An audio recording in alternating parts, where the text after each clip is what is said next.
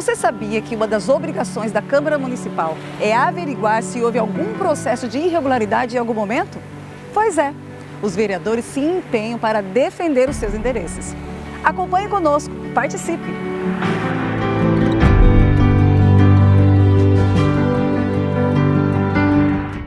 Boa tarde.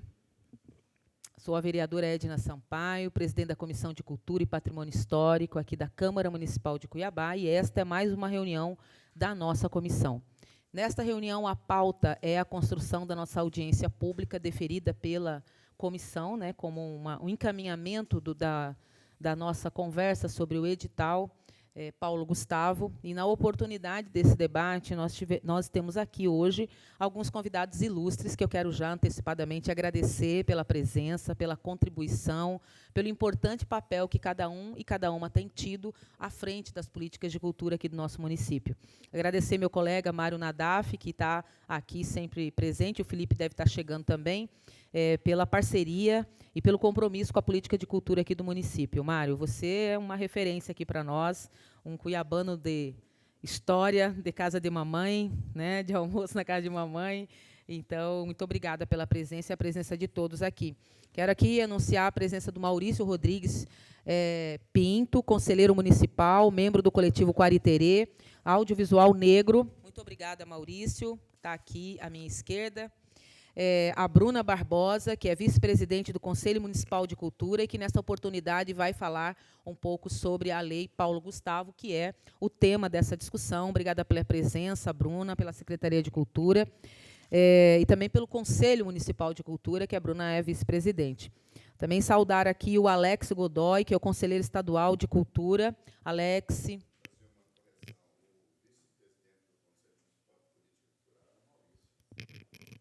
Olha, então me desculpe, eu cometi um erro terrível, uma gafe terrível aqui, Maurício, restituída a verdade, então, muito obrigada.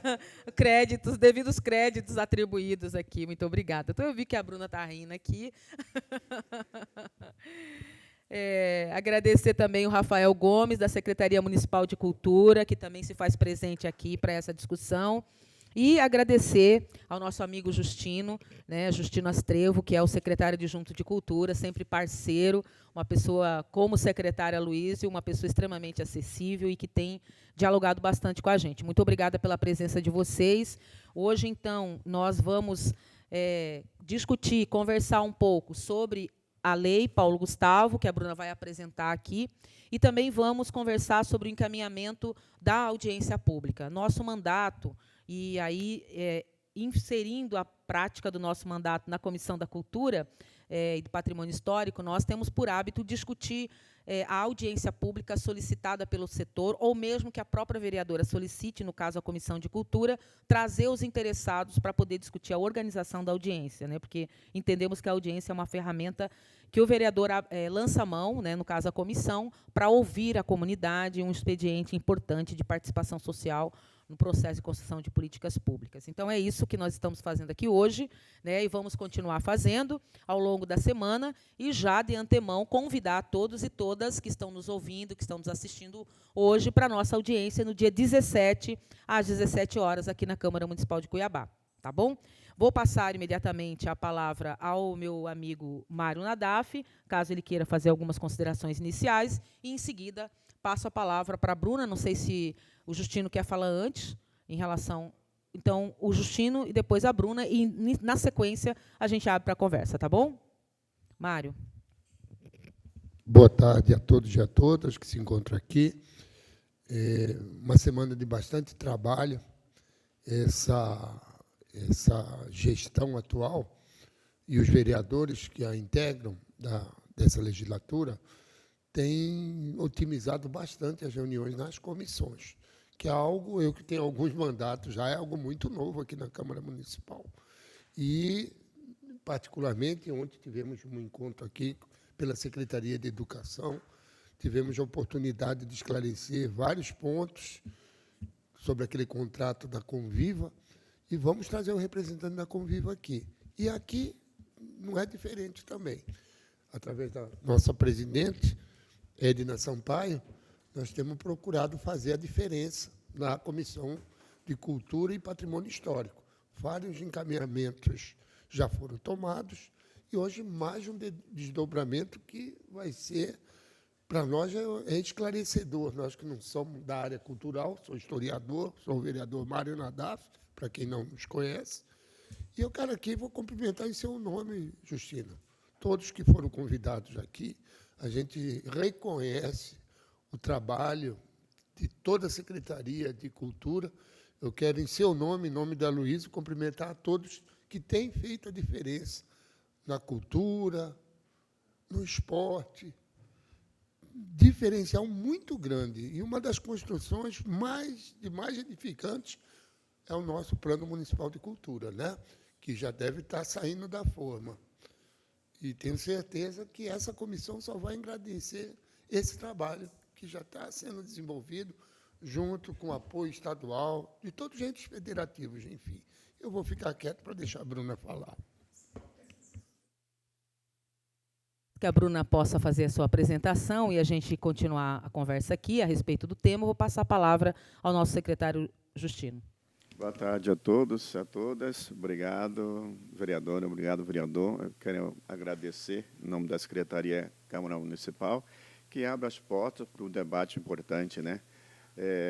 Acho que a cultura é uma pauta muito significativa. Nós estamos num ano de reconstrução, de retomada, né, num cenário nacional e num cenário locais não vão ser diferente também, porque essas leis que estão postas aí, elas são dos poucos instrumentos que realmente fazem o recurso chegar na ponta. Então, os municípios estão se articulando, vão se articular, eles têm o protagonismo agora nessa ação, que é de poder de pensar a política do município e aplicar esses recursos, né? Nós, lá na Secretaria de Cultura, temos trabalhado bastante no sentido de conquistar aumento no orçamento da Secretaria, né?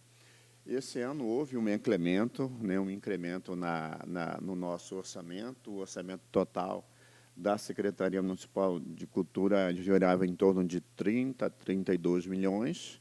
Né? Esse ano, o orçamento é 36 milhões. Obviamente que aí estão inseridas a despesa de custeio, toda a despesa da Secretaria, né?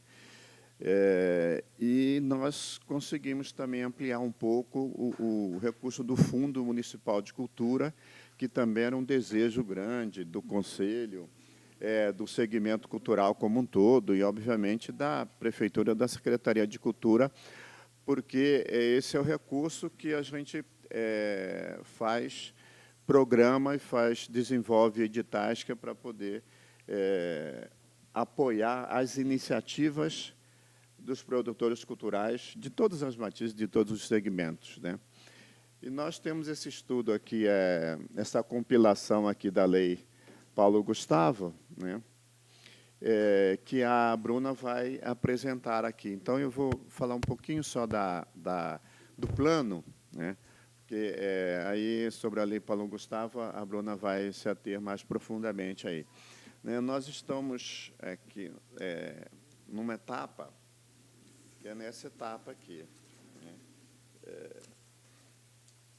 do cronograma do plano, né, que é daqui do encerramento do envio de propostas, também passou, foi dia 30, 11, a apresentação das propostas à comissão organizadora. Houve uma apresentação preliminar, né, nós fizemos uma avaliação, precisava de alguns retoques no texto, né, na compilação das propostas, dividindo-as em cada segmento.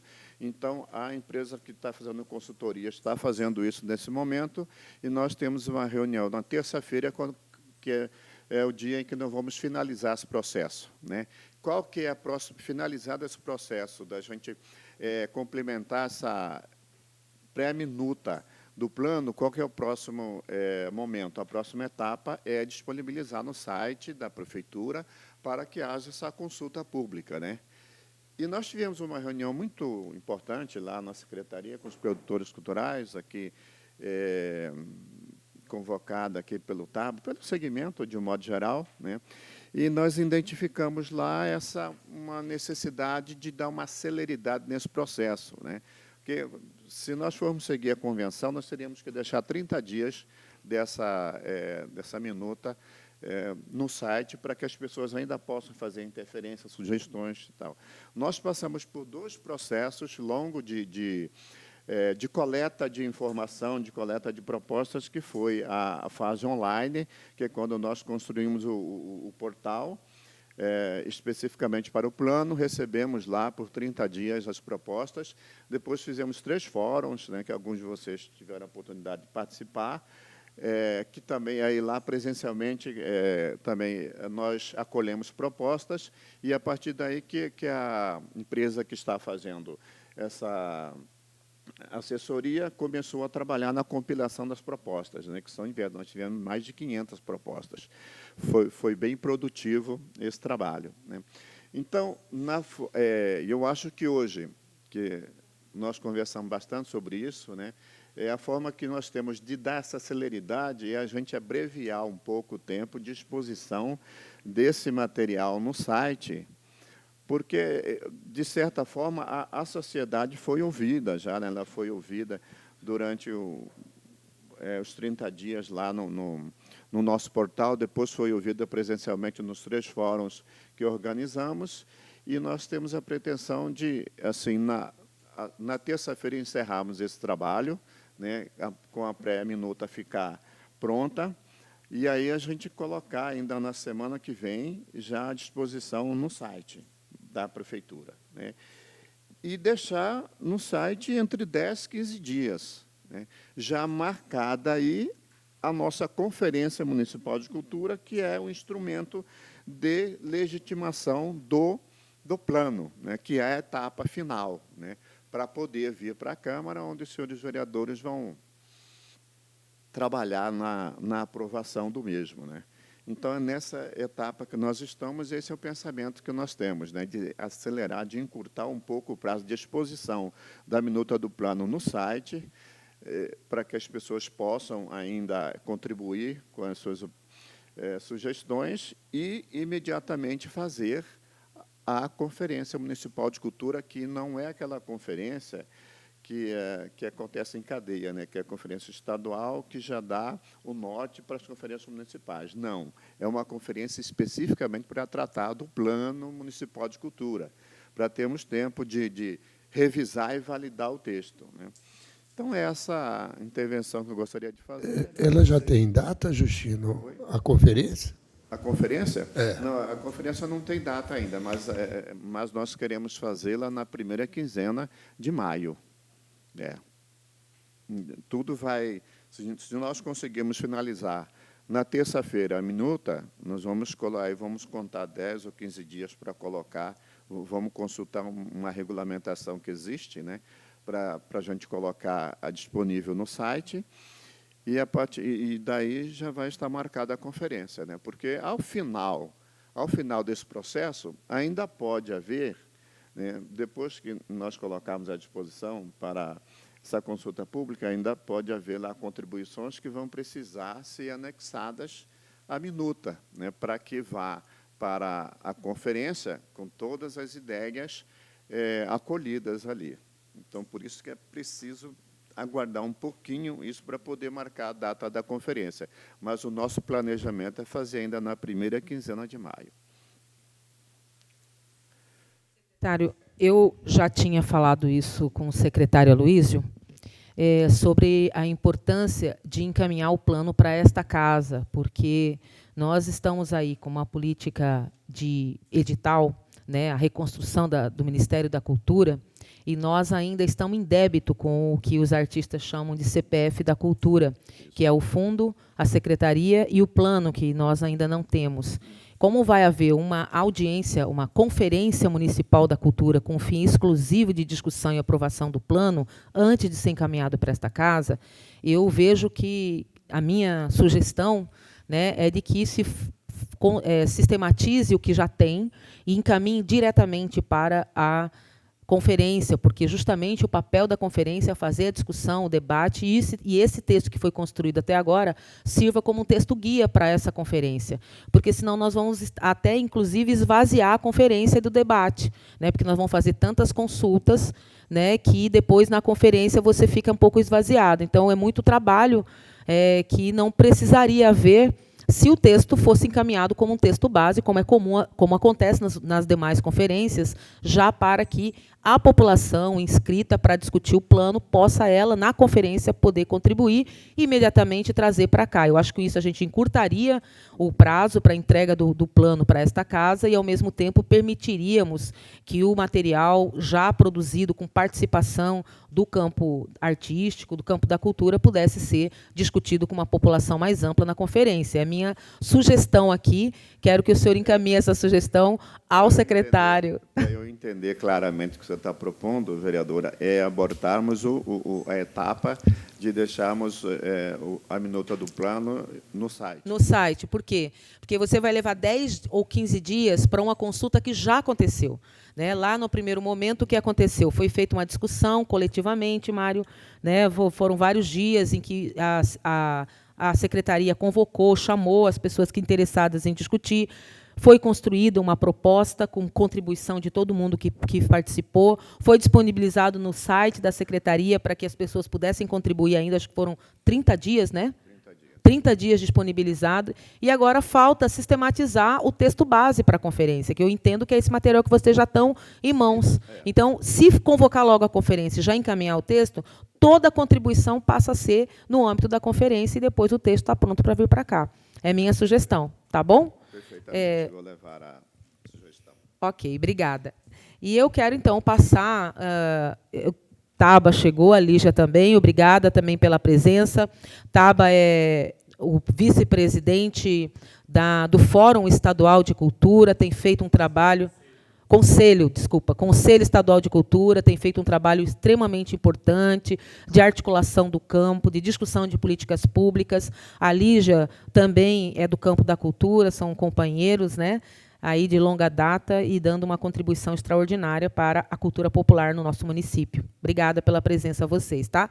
Eu vou, antes de vocês pedirem a palavra, eu vou passar para a Bruna, porque aí a gente foca a discussão na proposta que nós nos propusemos a fazer. Tá bom? Bruna, por favor, muito obrigada pela disposição. Boa tarde a todas as pessoas. Na figura da vereadora Edna Sampaio. Essa forma como está desenhado, ele ficou mais condensado, mais grosso, mais texto de lei mesmo, né, para a gente conseguir pensar melhor agora para a próxima semana, no dia 17, no dia da audiência pública. Aí uma contextualização aqui sobre a Lei Paulo Gustavo em Cuiabá, né, e um contexto de criação dela em âmbito nacional. Né. É um sonho de redemocratização, de sistematização, né, de implementação do Sistema Nacional de Cultura. E a Paulo Gustavo, né, ela traz essas duas possibilidades. Né, tanto dispor em um momento extremamente sensível que os produtores e produtoras culturais estão passando ainda em decorrência da pandemia, né, quanto pensar um desenho de um repasse fundo a fundo para o Sistema Nacional de Cultura. Né. Acaba que com o que parece que vai ser feito, a Lei Aldir Blanc II é que vai ter uma continuidade como uma política de fundo a fundo. Né. Mas a Paulo Gustavo tem também esse condão agora para a gente aqui no ano de 2023. Né. Como base constitucional, ela faz parte, né, a construção dela é voltada pensando aqui no Sistema Nacional de Cultura, né, principalmente, né, ela tem algo muito mais marcante do que a Lei Aldir Blanc I com relação à descentralização e participação. Então, as oitivas, né, as audiências públicas, as conferências, elas vão ter essa tônica, né, de destinar para onde vai cada um dos recursos, cada um dos editais. A fonte dos recursos aqui, né, vem do Fundo Nacional de Cultura, né, o superávit financeiro do Fundo Nacional de Cultura. A lei também prevê aqui outras fontes de recursos que podem ser utilizadas para para a implementação da Paulo Gustavo, e isso dá uma divisão que, Maurício, aqui, a gente tem conversado com o pessoal do Quariterê, de um modo geral, que tem dado uma confusão entre quem está produzindo cultura, entre quem está fazendo cultura, que é a divisão, os 70% para o audiovisual. Né? Então, esse tomo de 70% do audiovisual, né, Maurício, me corrija se não for essa questão, é porque o recurso, de onde ele vem, é do fundo do audiovisual. Né? Esse recurso ele vem do audiovisual, certo? Parte dele. É exatamente esse percentual que é dividido, né? O fundo da Lei Paulo Gustavo, eles vêm uma parte do Condecine, né? Que é um imposto que toda empresa de telecomunicação paga. E, inclusive, tentaram tirar esse Condecine, né? E ele mataria o Fundo Setorial do Audiovisual, que é o FSA, né? E aí foi mantido o Condecine, só que ele ficou represado desde 2019, se não me engano. E aí foi feito levantou o quanto do Condecine estava parado, e se levantado esses 3 anos parado, dá exatamente esse montante que está sendo disponibilizado agora via Paulo Gustavo. Então, não é que o audiovisual está pegando das outras áreas, dos outros recursos, ele está recebendo um recurso do audiovisual que estava represado.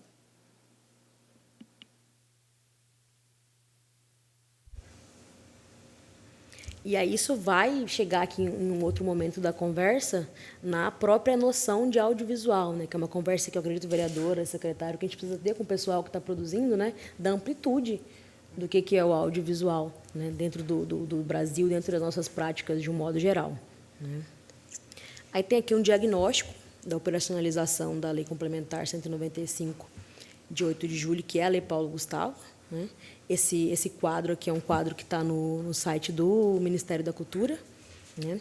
Que aqui ele vai trazer, né, o caminho que a Paulo Gustavo tem até o dia 10/4 aqui. Né?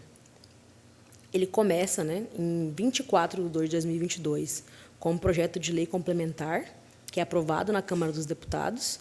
Em 6/4/2022, então, o presidente Bolsonaro veta integralmente o projeto de lei. 5/7, o Congresso Nacional derruba o veto do Bolsonaro da Lei Paulo Gustavo. 8/7/2022, é publicado no Diário Oficial a lei. Em 29/8/2022, a medida provisória é publicada no Diário Oficial da União, permitindo ao governo adiar os repasses para a Lei Paulo Gustavo. Isso aqui tudo no meio de uma gigante movimentação, né? Tanto a Lei Aldir Blanc quanto a Paulo Gustavo, por conta do contexto da pandemia. Né? Elas têm uma tônica de vir da Unesco, né? Agora, com a necessidade de fomentar as novas, não tão novas, né? Mas ainda talvez discretas formas de produzir, de consumir, de difundir cultura. Né? A gente está pensando em internet, nos meios que não são os grandes shows, os grandes espetáculos.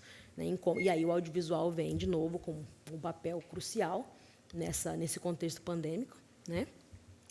E sobre as formas, né, de que como as pessoas que são produtoras, os coletivos, etc., vão ser remunerados. Né? Então, isso tudo é uma grande conversa. Por exemplo, quando a gente pega a Lei Aldir Blanc 1, em relação a Paulo Gustavo, né, ela é bem mais sucinta com relação às ações afirmativas, com relação às oitivas, né, com relação à forma de fazer. Ela foi muito mais breve, né, na aprovação, né, cheia também de conflitos, mas mais breve.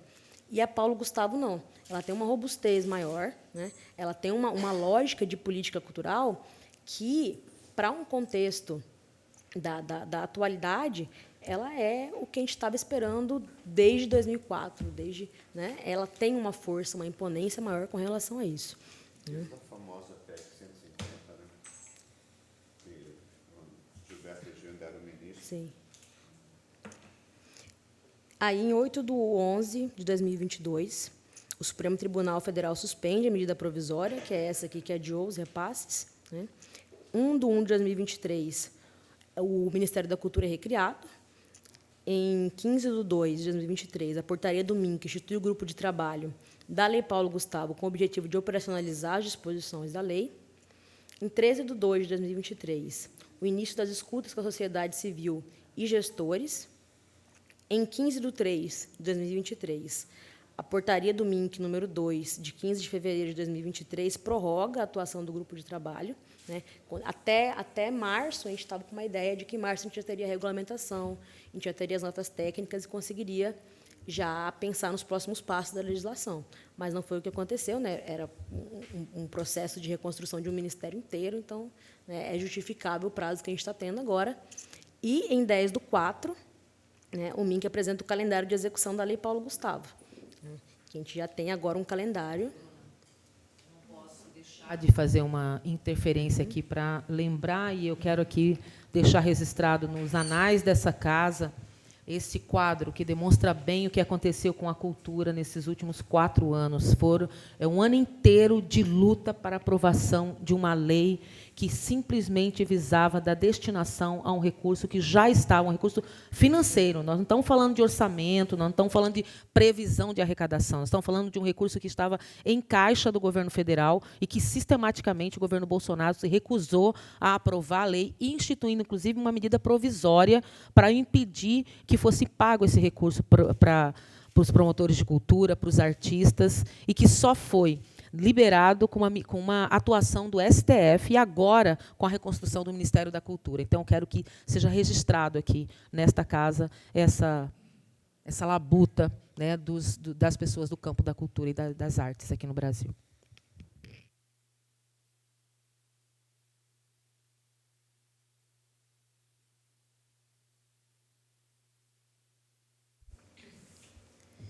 Esses próximos quadros aqui também são os quadros lançados pelo Ministério da Cultura, que é o calendário das leis de fomento cultural. A Lei Paulo Gustavo, a gente tem aqui a previsão para até o final de abril, né, nas próximas semanas, o lançamento. O secretário de Cultura, se eu não estou enganada, de Salvador, fez uma postagem junto com a ministra Margareth Menezes, colocando que o lançamento formal da Lei Paulo Gustavo vai ser em Salvador, nas próximas semanas, agora até o final do mês de abril. E esse lançamento vai aqui coincidir com a publicação da regulamentação, que é o que a gente está aguardando para conseguir compreender alguns limites, né, algumas formas, porque a Paulo Gustavo, né, ela vem, como ela teve um tempo maior para se pensar, e essa robustez dela, ela traz algumas questões que são muito caras para quem está no mundo da cultura há um tempão aí, que é o afastamento da lei de licitações, né, da Miroski, por exemplo, que, para pensar, né, em projetos culturais, para pensar em ações culturais, em manifestações, em práticas, em grupos, acabava que engessava muito o processo para quem estava na ponta. E a Lei Paulo Gustavo, ela traz, né, tanto aqui no decreto-lei, quanto o que a gente espera agora, né, para a regulamentação, uma flexibilização maior, né, instrumentos, mecanismos, para desburocratizar o acesso, para democratizar o acesso, para levar para outras pessoas, para outros fazedores de cultura que não têm um histórico, né, aqui no Brasil de acesso. Né. Em maio, o início da liberação dos recursos. Aqui, mais para baixo, tem um quadrozinho que traz mais detalhado assim, o passo a passo dos estados, dos municípios e do Distrito Federal para acessar o recurso da Paulo Gustavo. Aí, a Lei Aldir Blanc II, né, ela tem aqui a previsão de regulamentação em junho e julho, né, e agosto, início da liberação de recursos. A Lei Aldir Blanc II, ela tem um corpo legal um tanto quanto mais enxuto que a Lei Paulo Gustavo, mas é ela, até então, que ficou para o decreto que regulamenta os fomentos, né, de cultura de um modo geral, como a política de fomento de continuidade. Então, ela tem uma previsão para os próximos 5 anos, né, de todo ano estar ali junto com os estados, com os municípios, é o repasse fundo a fundo da União para os municípios e para os estados, o que já é uma conversa, né, muito, muito antiga e que vai mudar totalmente, né, a conversa sobre a política cultural no Brasil. Né, essa força que vem da Paulo Gustavo, da União, né, e pensando, eu sou apaixonada na Paulo Gustavo pelas funções que ela traz aqui com relação à democratização do acesso. Né? A gente está pensando em um outro patamar assim, de distribuição do que é o fazer da cultura, das remunerações de quem está nesse lugar. Aí tem esse infográfico aqui, né, que ele traz aqui. Como ele foi feito aqui antes dessa portaria, agora em março, que prorrogou por mais 30 dias, né, ele traz aqui, aguardando o decreto de regulamentação para a segunda quinzena de fevereiro. Então, agora a gente já pensa para o final de abril. Né? E aí, o próximo passo, depois aqui desse decreto de regulamentação, é elaborar o plano de ação. Criar comissão municipal e decreto de nomeação e as consultas públicas, as oitivas das consultas públicas. Essa fase de decreto de regulamentação e da criação de comissão está dentro desse prazo aqui dos 60 dias. Né? Isso aqui vai acontecendo junto. Para elaborar o plano de ação e a descentralização e o acesso à construção da política cultural, não só aos produtos culturais que a Paulo Gustavo traz de diferente aqui, nesse ponto, né, em que ela coloca as consultas públicas com os artistas, conselhos e demais pessoas que estão aí de atores sociais na construção das políticas culturais, para pensar o que é que vai ser feito no plano de ação, o que é que essas pessoas que estão na ponta, que estão do outro lado, estão querendo, de fato, né, o que é mais viável para cada um dos estados, para cada um dos municípios, para cada uma das formas de manifestações de expressões culturais. Aí tem esse prazo aqui de 60 dias, então a gente pensa que essa parte aqui no final de abril, aí aqui maio, junho, né? E o cadastro, né, dentro desses 60 dias, do plano de ação na plataforma Mais Brasil, que agora está com o nome de Transfere Gov, né, o nome da plataforma ficou agora. E aí o termo de adesão, com o plano aprovado e assinado, né, do município. Esse termo de adesão, ele é o cadastro, né? Não sei como é que funcionou na Paulo Gustavo aqui no município, mas ele é o próprio cadastro do plano, né? Dentro da plataforma, porque a Paulo Gustavo ela traz, né, uma dispensa dos convênios ou outras formas contratuais que poderiam colocar alguns municípios e estados em uma situação de novo engessada com relação ao acesso. Né?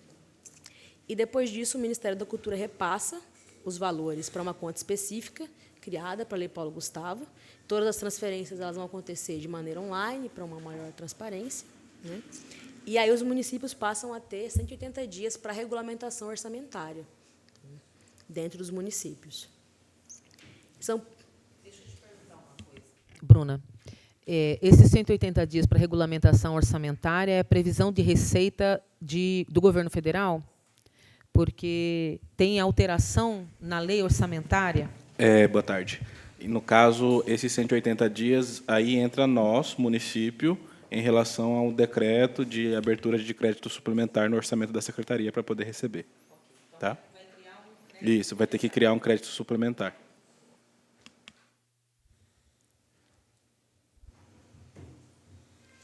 E aí são publicados os editais, os chamamentos públicos, né?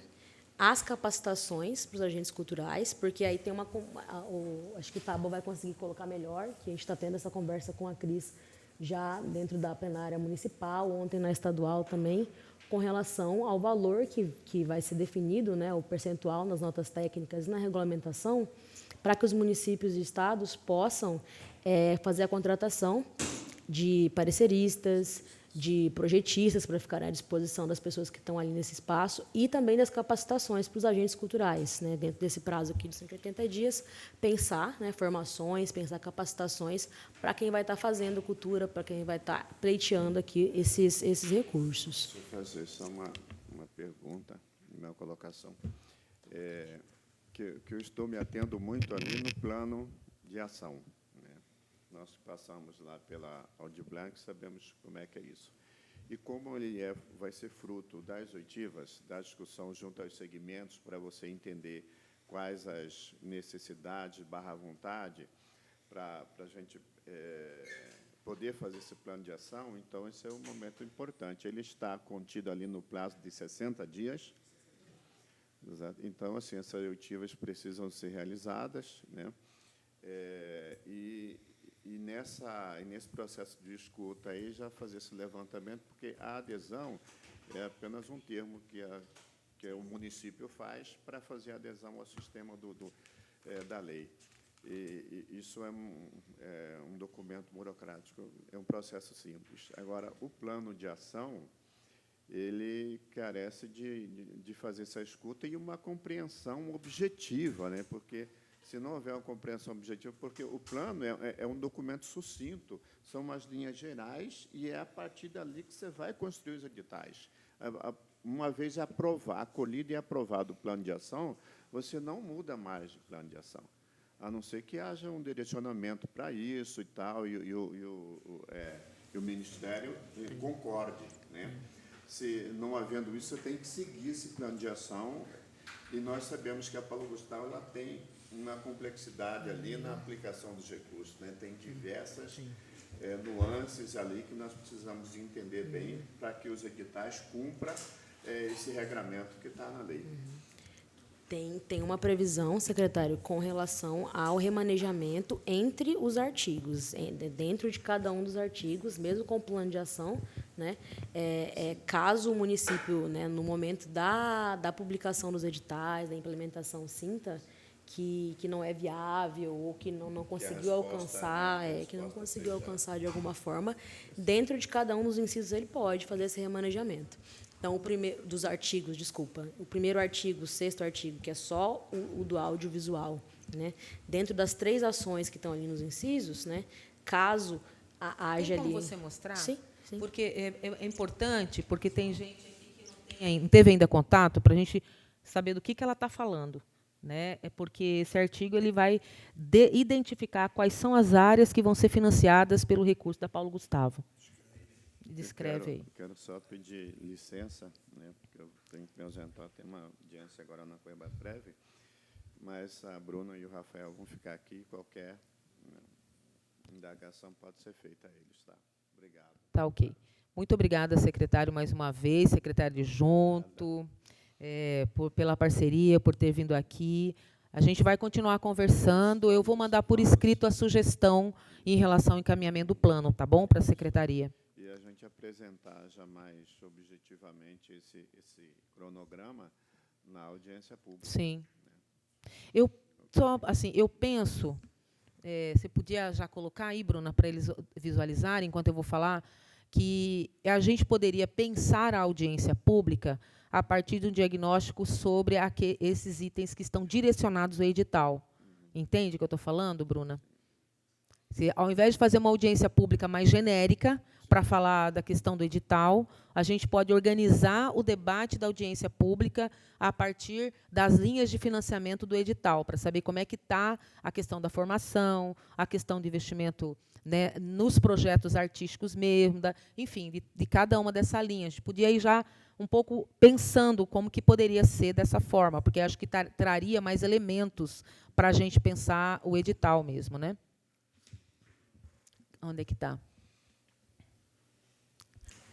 Passar aqui para os próximos passos. Aí, antes de ir para as linhas, vereadora, eu queria pedir licença aqui só para a gente encerrar esse ciclo aqui do prazo. Né? Aí o prazo de inscrições dos 45 dias com relação aos editais, né? Aí onde, online, presencial, são as formas que vão ser definidas com as oitivas, né? As oitivas vão definir os tópicos do inciso que vão ser fomentados, a forma como o edital vai estar construído, a forma como o edital vai ser disponibilizado, né? E a forma como os pareceristas vão trabalhar. Então, as oitivas, as conferências, elas têm um papel muito importante nesse momento aqui. Aqui, de novo, é sobre a portaria, que prorrogou, né? A gente está aí pensando agora na regulamentação até o final de abril de 2023. Aí, aqui, são as ações da Secretaria de Cultura após a publicação do decreto de regulamentação.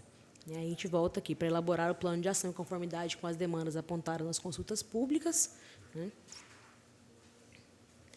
E aí, essas discussões, né, elas têm várias formas para acontecer. Né? Aí, de volta, de novo, na descentralização e nas formas de atingir. A busca ativa também aqui é uma dessas conversas sobre a participação.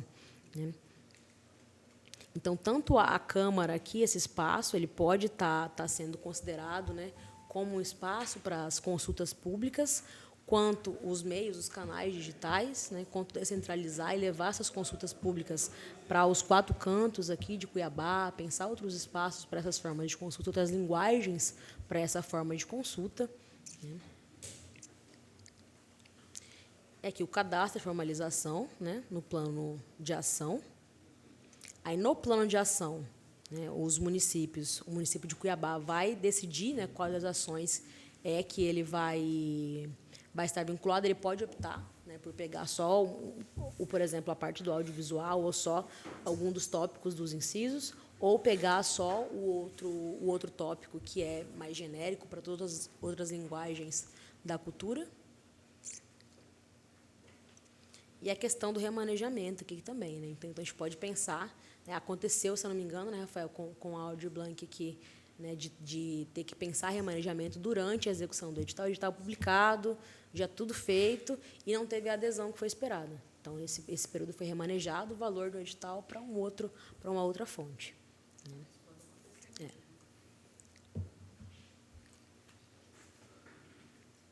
É aqui o prazo de 180 dias para Cuiabá realizar a adequação orçamentária. Então, a SMECEL solicita à Secretaria de Planejamento a abertura do crédito suplementar, né, que é publicado em decreto. Isso já poderia fazer, né? Porque já tem o valor.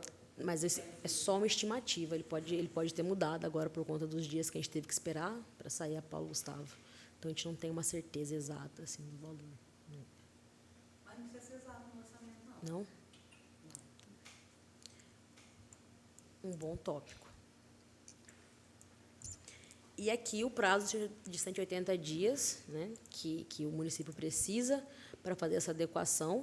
Caso não aconteça, né, esse valor ele vai ser automaticamente revertido aos estados, e dos estados, caso os estados não aderam, para os municípios. Aí uma questão que vai ficar para a regulamentação é se os municípios que não fizeram a adesão, se esse valor vai voltar a ser rateado dentro dos estados, ou se ele vai de novo para a nacional, e da nacional é que ele vai ser redistribuído novamente. E aqui os editais, né, a publicação dos editais, chamamentos públicos e outras formas de seleção simplificada. Essas outras formas de seleção simplificada é que vai dar uma flexibilidade muito grande para pensar as premiações, né, que vão ter, pode ser feito sem todo o rigorismo que o edital, pensando lá na lei de licitações, traz, né? Ele vai dar uma flexibilizada muito bacana para a forma dos editais, pensando na acessibilidade também. Os editais, os chamamentos públicos, eles precisam estar em outras formas de comunicação, em braille, eles precisam estar em audiodescrição, em produtos do audiovisual, para que mais pessoas consigam acessar. Aí, dentro do segmento do audiovisual, eu separei como sendo segmento audiovisual e o outro como sendo genérico, aqui. Que é esse tomo aqui dos 70%, né, dos quase 70% do valor. Aí, no artigo 6º, né, aqui que ele coloca para esse segmento, o inciso 1 aqui, apoia produções de audiovisual de forma exclusiva ou em complemento a outras formas de financiamento, inclusive aquelas com origem em recursos públicos ou financiamento estrangeiro. E está aqui também nesse inciso a maior parte do valor, né, são R$ 2.554.410,97 estimados para Cuiabá, aqui. E aí essa forma exclusiva ou em complemento, né, acho que a gente vai ter uma missão aqui em trabalhar com o mapeamento das secretarias, né, com os dados, em cruzar os dados das secretarias para entender filmes e produções de audiovisual que já foram iniciadas por outros, né? Claro que um terminho de responsabilidade pode resolver isso, mas a gente vai ter que ter todo um cuidado, né, para não atravancar um processo que poderia ser mais tranquilo, de perceber quem é que já tem um produto iniciado, que está só no processo de finalização, até mesmo pensar a divisão, né? Se a gente pode abrir, sim, para que esse processo aconteça. Então, pensar, né, diversas modalidades aqui para dentro do audiovisual. Acho que o Maurício pode colocar melhor isso daí do que eu aqui dentro da ideia de como funciona as divisões aqui para esse inciso.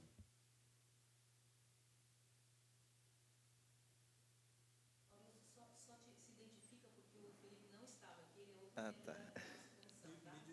Imagina. Bom, eu sou Maurício Pinto, eu sou realizador audiovisual no estado de Mato Grosso. Desde 2014, mais ou menos, eu trabalho só com audiovisual. Hoje eu estou conselheiro municipal e estadual de cultura, representando nos 2 conselhos o segmento audiovisual. Faço parte, já fui diretor da MTCine, que é a maior associação dos realizadores audiovisuais do Estado, e hoje faço parte do coletivo Quariterê, que é a Associação dos Produtores Negros de Audiovisual no Estado. Basicamente, trabalho com audiovisual nessa pegada de um audiovisual engajado socialmente, né? Basicamente é isso. Nesse ponto em questão que Bruna está levantando, que é como que nós vamos dividir os 2,5 milhões, na conversa que a gente já estabeleceu com a Secretaria Estadual, a Secretaria entende que esse valor, ela vai ter um valor aproximado também, só que são 13 milhões no Estado, 13,5 milhões, o Estado vai assumir as grandes que a MTCine faz, de que seja 2 milhões, até 2 milhões. Para o município, a gente entende que 2,5 milhões não contempla a gente fazer um longa-metragem, não é uma demanda específica do audiovisual. Valeu. Não é uma demanda específica do município, e se a gente realizasse, né, um longa-metragem, a gente tomaria todo o montante que está disponível. Então, a gente entende que seria o momento de aplicar em curtas-metragens, né, trabalhar com as pessoas que estão iniciando. É uma categoria que a Prefeitura já vem fazendo, que é a categoria de diretores ou realizadores estreantes, então, a gente manter essa categoria. E aí, dentro desse valor, a gente pensar que talvez já seja possível a gente realizar, né, filmes com orçamentos mais robustos, né? Ultimamente, o município tem feito entre 50 mil, se não me engano, né, Rafael? O último foi, né? E 50 mil é um recurso para a gente fazer um filme de, no máximo, 4, 3 minutos. Então, fica muito apertado, né? E agora a gente tem condições de realizar aí uns filmes com um orçamento de 150, 200 mil, que seria, até segundo o regramento que chegou, né, o teto para essa categoria é 300 mil reais. Então, é nesse sentido que as organizações, né, as associações do Estado e de Cuiabá vêm pensando o que a gente faria com essa verba.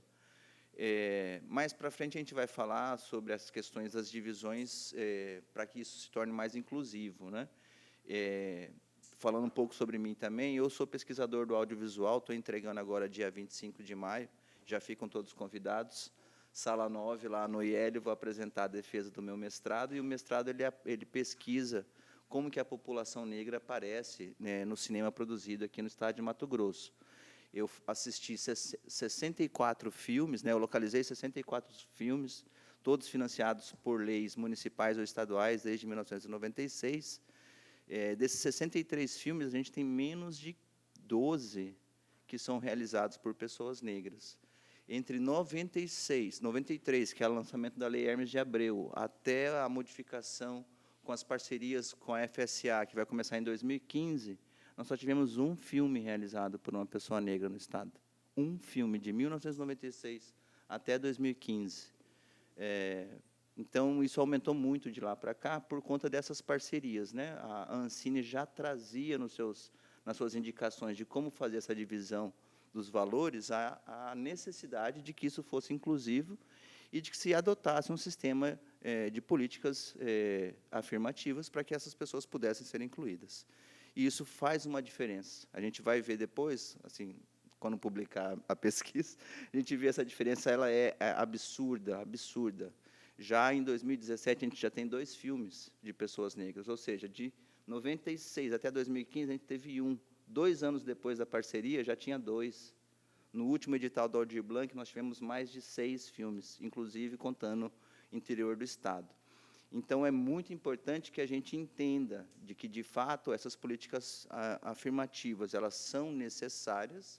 Nós estamos falando do Mato Grosso. Mato Grosso, não sei se é de conhecimento de todos, mas o Mato Grosso é a maior população negra percentual fora do norte e nordeste do Brasil. E Cuiabá é a maior capital negra fora do norte e nordeste do Brasil. Nós temos 66% da população se autodeclarando negra em Cuiabá e 57% no estado de Mato Grosso. Então, por que nós não refletimos isso dentro das políticas públicas voltadas à cultura? Então, a proposta que sai da MTCine é de 50% de que todo esse valor ele seja aplicado nas políticas afirmativas, e o Quariterê ele vai um pouco além, o Quariterê está propondo 60%, porque entende que é exatamente essa a proporção. Se vocês... Eu não trouxe, né, não estou disponibilizando isso ainda, mas os gráficos vão mostrar para a gente que as pessoas brancas, homens e mulheres, eles dirigiram quase 77% dos filmes realizados no Mato Grosso. Então, é necessário uma intervenção do Estado para que a gente consiga sanar essa deficiência nossa na representação e representatividade da população negra dentro desse recorte cultural que é o audiovisual, né? Então, assim, só para dar esse start nessa discussão, mas é imprescindível que a gente leve isso em consideração. Aproveitar que nós estamos na reunião, convidar você para vir apresentar a sua dissertação de mestrado aqui na comissão. Vamos ver um dia e horário, né, extraordinário para que a gente possa apreciar a apresentação, conhecer seu trabalho. Muito importante isso. Obrigado. Obrigada.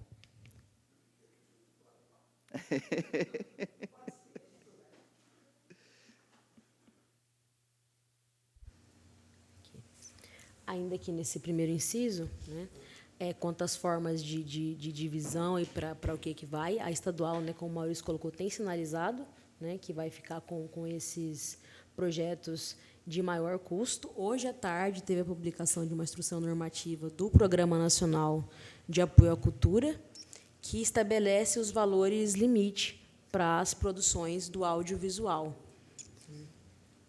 E aí também eu acho que, não sei como é que vocês estão pensando, tá? Eu acho que a gente vai chegar nessa regulamentação com muita coisa já dizendo, né, junto com a regulamentação, essa instrução, o próprio decreto que vai para todas as outras formas de fomento, né?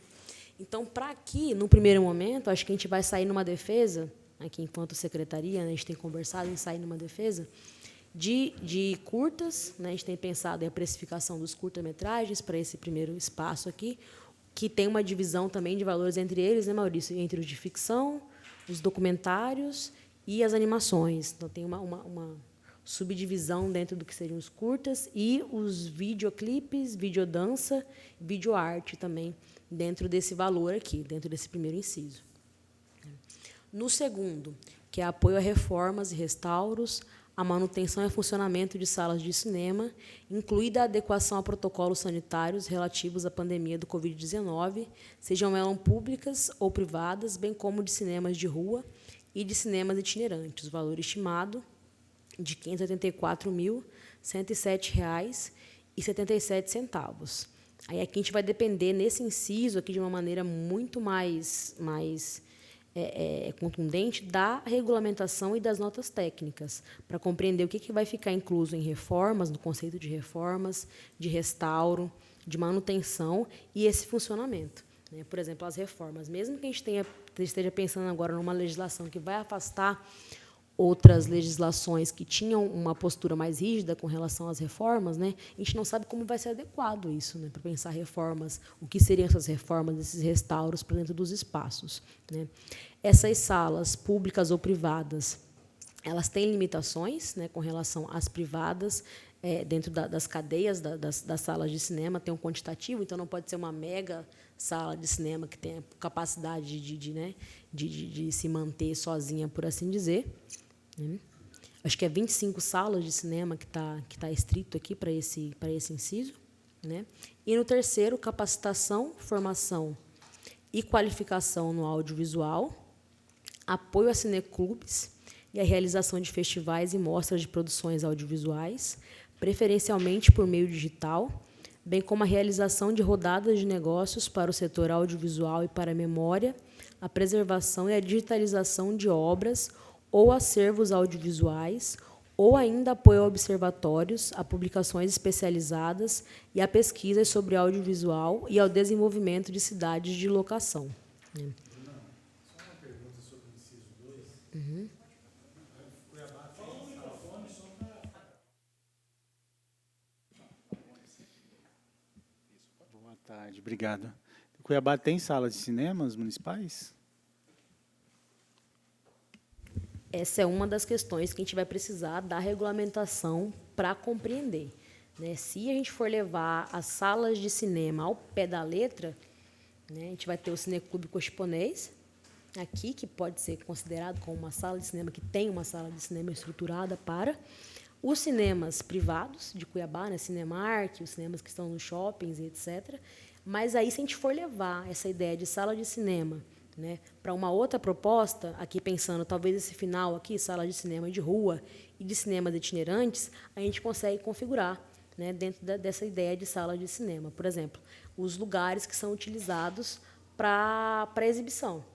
O Maurício tem feito um trabalho agora com o coletivo de aquilombamento Quariterê, na Casa das Pretas, que tem uma sala que é utilizada para exibição, e essa sala é configurada como uma sala de cinema, né? Vai depender de como a gente vai ter a regulamentação, mas, se ela for flexível nesse aspecto, a gente vai ter, por exemplo, essa sala de cinema da Casa das Pretas, como sendo considerada uma sala de cinema, né? Os kits cineclubistas, né, também, e onde eles vão parando para cada um dos lugares, como também salas de cinemas. Eu preciso formatar melhor a minha pergunta. O município, a secretaria, ela tem uma sala de cinema qual ela é responsável? Tem a sala de cinema do MISC. Tem uma sala de cinema no MISC que é também considerada, se for essa questão mais flexível do que é uma sala de cinema. Então, o MISC tem uma sala de exibição que pode ser considerada como uma sala de cinema. Cine Teatro. Estado.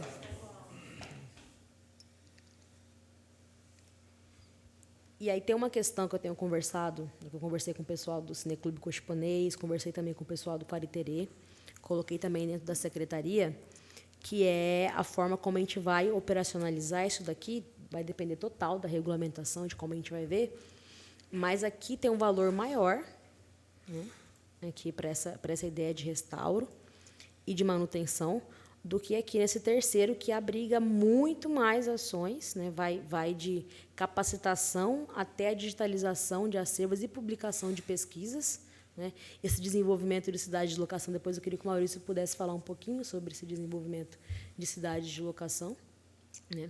E qual que é a ideia aqui? Pensando, talvez isso a gente vai depender da regulamentação e das oitivas para saber qual que é a nossa necessidade, de fato. Mas aqui, esse manutenção e funcionamento. Cuiabá tem um histórico de cineclubistas, né, que fazem escolas, que fazem espaços públicos, que fazem praças com o cineclube.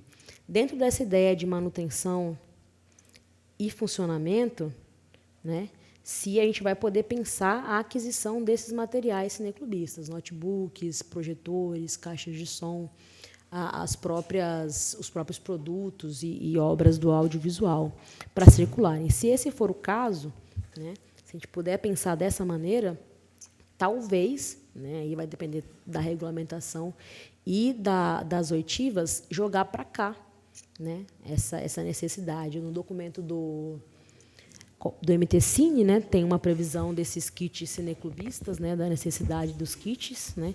Então, a gente vai precisar fazer essa conversa, essa negociação de onde ficar, né? Em conversa também com o Estado, tem uma sinalização para esse terceiro inciso aqui, de que o Estado vai tomar para si também o que é mais caro aqui, que seriam os festivais, né, que tem um valor aqui nessa instrução normativa de agora de tarde, é 500 mil, o limite para quem está iniciando em festival. Então, aqui a gente nem cogitaria pensar um festival aqui para esse inciso, né? E essas capacitações, né, o Estado não conversa com a Keiko, que está na superintendência do MT Criativo, que vai tomar conta desse edital no Estado, eles têm pensado essas capacitações como uma ação junto com as rodadas de negócio. Então, seriam feitos laboratórios, né, e vinculados às rodadas de negócio para o setor audiovisual. Eles parariam aqui, né, aqui pelo meio do inciso, aqui mais ou menos, né, e tem um custo muito maior. Então, a gente precisa alinhar as conversas, vereadora, tanto com as oitivas, quanto com a regulamentação, quanto com o Estado, para que a gente não fique chovendo no molhado, né? Se vai ter um laboratório de lá, a gente tem um valor muito menor, né? Então, a gente pode pensar em outras ações aqui para a municipal, né? Eu acho que é importante, Bruna, eu sei que essa discussão ela é meio maçante, né, gente? Mas ela é necessária, para a gente poder se preparar para o que vem. Mas eu acho que seria muito importante, até porque temos pessoas do Conselho Estadual, a gente ir dialogando para que o município não reproduza coisas que o Estado pode ficar responsável, o município responsável por outro. Eu imagino também que a descrição desses incisos aí, eles não são taxativos no sentido de que o município tem que fazer tudo isso, né? Por isso que é importante a escuta, por isso que é importante o plano, porque pode fazer escolhas estratégicas para saber o que é mais importante para o município escolher como fundamental para financiar. Eu acho que por isso que a gente tem que... Eu insisto na questão do plano, mas acho que é bom a gente ter aberto esse diálogo entre nós. E para essa segunda parte aqui do inciso de memória, preservação e digitalização de obras ou acervos audiovisuais, também conversa com o Maurício e com o pessoal do Cineclube Cochiponês. Nas oitivas pode ser que se revele outras formas, outras pessoas, outros grupos.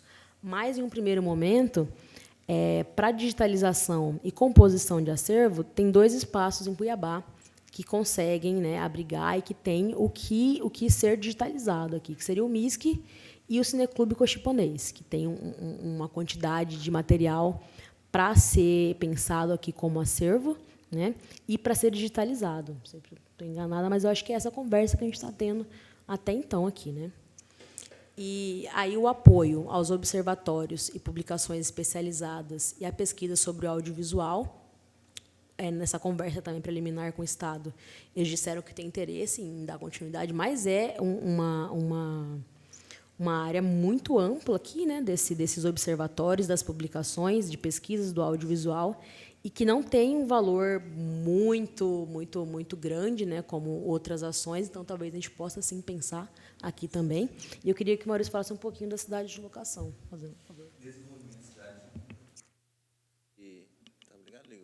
Desenvolvimento de cidade de locação a gente chama de comissões fílmicas. Então, as comissões fílmicas são não necessariamente um grupo ligado ao Estado ou ao Conselho de Cultura, mas é um grupo de trabalhadores do audiovisual que vai fazer um mapeamento de todas as realizações audiovisuais naquela cidade ou naquele estado. Então, e vai mapear as possibilidades de locação. Eu preciso fazer uma cena, sei lá, num presídio. Qual presídio em Cuiabá é possível e quais são os acessos que a gente tem para poder fazer isso? Essa comissão fílmica vai realizar isso também. E qual que é o grande, eu acho que é o mais importante para nós, trabalhadores do audiovisual, dessa comissão fílmica? A comissão ela recebe as produções externas e ela tem ela tem a possibilidade de obrigar essas produções que vêm de outros estados a contratar 70%, 60% de mão de obra local. Então, isso acontece muito, né? Eu já aconteceu isso comigo, de eu ser a única pessoa mato-grossense numa produção que veio totalmente de fora. A galera chega de avião, desce, desembarca, grava e vai embora. A gente não sabe o que eles gravaram, como eles gravaram, quanto eles pagaram para as pessoas que eles contrataram aqui. A gente não tem a noção do que eles estão fazendo. Então, eles vêm, entram e vão embora, a gente não sabe como isso aconteceu.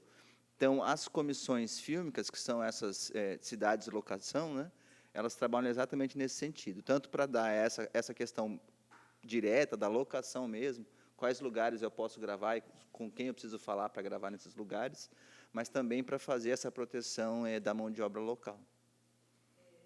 Só uma pergunta aqui. No caso, existe um vácuo legislativo legal nesse aspecto que você está falando aí? Sim. Porque aí vai aparecendo os espaços onde a gente deve atuar enquanto poder legislativo, né? Eu acho que seria bacana depois a gente conversar sobre isso. Perfeito.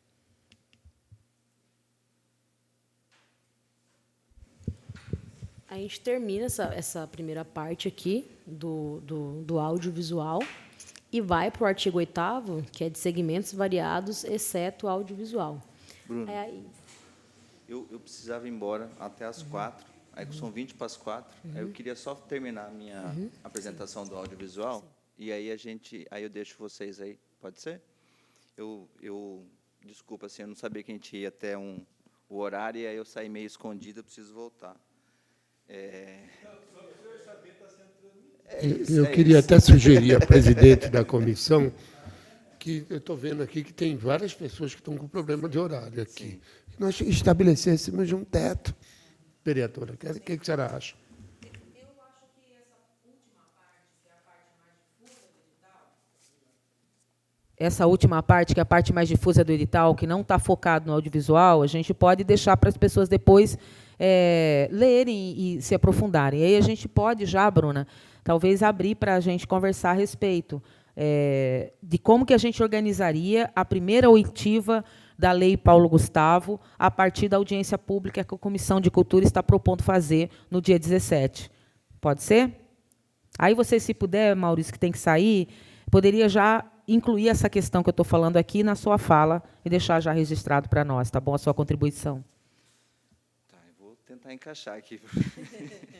Bom, o que, na verdade, eu vim conversando com a Bruna sobre essa reunião de hoje, e eu acho que é muito importante a gente fazer esse entendimento do que é o audiovisual no Mato Grosso, o que é o audiovisual de maneira geral. Acho que, muitas vezes, e esse é um problema de quando o que é a arte, o que é a publicidade, o que é a propaganda. Eu pego meu celular, gravo lá em casa, eu fiz um filme, como que é isso, né? Então, as pessoas, às vezes, têm essa noção de que, se eu pegar uma câmera do meu celular, bater uma foto, eu sou fotógrafo. Por que eu preciso contratar um fotógrafo? E essa percepção de que o audiovisual é algo que eu chego e faço e não preciso de profissionais para isso, pode muitas vezes levar a gente a desconsiderar que o audiovisual é formado por trabalhadoras e trabalhadores, né? É uma classe trabalhadora que está ali, né? Tanto produzindo cultura como consumindo cultura. Então, a gente precisa entender que hoje é assim, o audiovisual ele é uma cadeia produtiva, né? Eu não gosto muito de pensar o audiovisual enquanto produto e mercado, mas ele está inserido nessa lógica, porque nós estamos inseridos nessa lógica. Então, ele produz renda, ele gera renda, ele emprega, então, ele faz girar, e ele publiciza o nosso estado, publiciza o nosso município. Então, é um segmento cultural que abarca vários outros segmentos culturais. Ele abraça esses segmentos, né, aceita esses segmentos dentro dele. Então, quando a gente vai fazer o filme, a gente se preocupa em colocar nos nossos cenários os trabalhos dos nossos pintores, dos nossos artistas visuais. A gente se preocupa em colocar a música dos nossos realizadores. Então, trabalha muita coisa dentro desse audiovisual. Como que ele se materializa aqui no nosso estado? E aqui quero falar também de Cuiabá, né? Então, as associações, os festivais e os cineclubes. A gente pode, às vezes, não entender como que isso está acontecendo, mas, por exemplo, a MT Cine hoje está quase com 300 associados, considerando o estado todo, né? Mas mais de 120 desses associados são de Cuiabá. E é uma associação que está indo para 7 ou 8 anos de existência, né? O Quariterê é um coletivo de produtores de audiovisual negro, também está indo para 7, 8 anos de existência. Vai lançar esse ano a sua 7ª edição da Mostra de Cinema Negro de Mato Grosso. Mas também as produtoras, eu quero dizer, as empresas do audiovisual, e aí que está a briga, né? A briga interna da MT Cine é exatamente essa, entre aqueles que são os contratados e os contratantes do audiovisual. Acho que essa briga de patrão e classe trabalhadora ela está presente. E o Quariterê que organiza exatamente esse segmento mais específico, que é o segmento racial. Hoje, o Quariterê ele amplia a sua discussão e se coloca como aquilombamento audiovisual, porque entende que a população indígena também é apagada nos registros audiovisuais do Estado. Voltando para a minha pesquisa, de 63 filmes pesquisados, o indígena aparece em apenas 3, em todos eles como personagem. Em nenhum momento ele é protagonista, ou é ele quem conta a história. Ele é sempre um apoio para se contar a história de outra pessoa. Então, a gente hoje, o Quariterê hoje se entende enquanto aquilombamento, abraçando também a população indígena.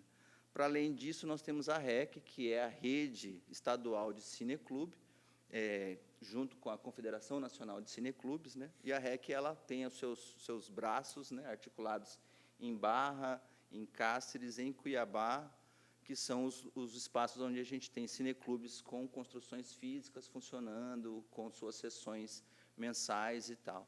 Esses espaços, eu acho que assim, o Cineclube, eu vou fazer uma pequena defesa, o Cineclube ele é esse espaço onde a gente forma as pessoas para assistirem o cinema, né? Muitas vezes a gente fala assim, eu não gosto de filme nacional. Por que a gente não gosta de filme nacional? Porque nós somos educados a assistir filmes de fora, né? A gente está acostumado com aquele padrão, onde a cada 3, 5 segundos corta. Então, é muito dinâmico, a gente fica viciado naquela coisa e é difícil a gente ir assistir um outro filme que seja mais contemplativo. Um filme americano vai ter lá, sei lá, em média 30 cortes por minuto, e o nosso vai ter, às vezes, 2, 3, e isso tudo é custo. Tudo isso é custo. Se eu fazer vários cortes, eu preciso mudar a câmera várias vezes de lugar, para tudo isso eu estou gastando dinheiro.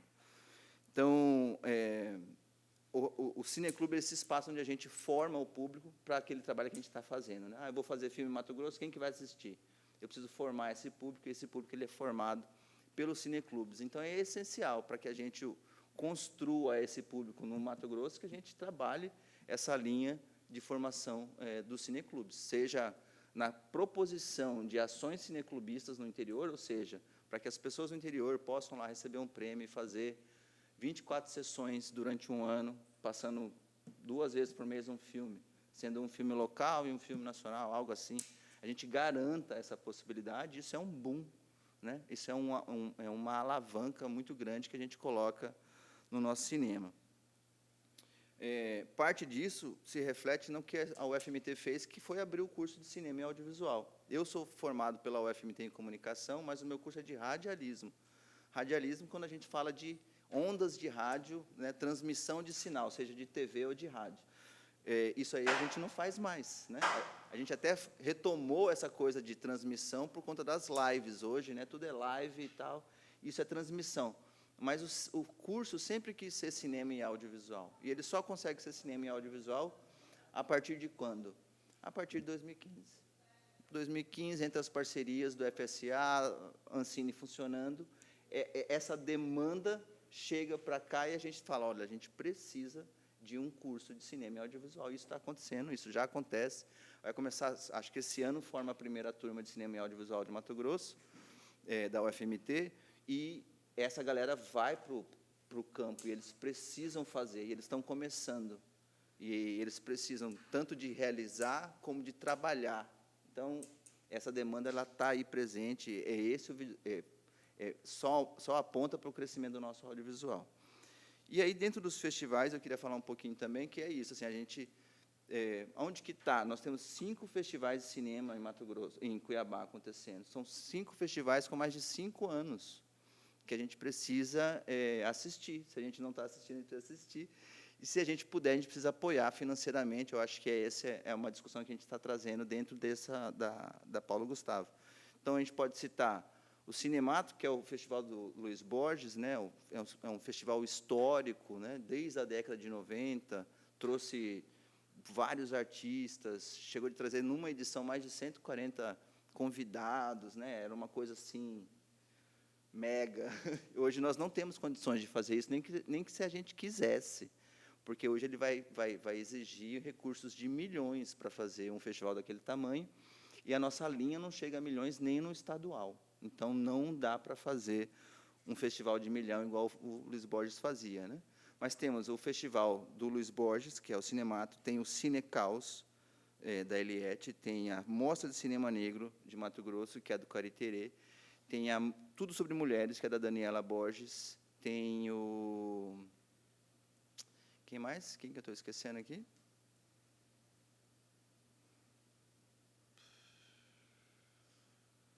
Gente, esqueci um aqui, mas são 5, tá?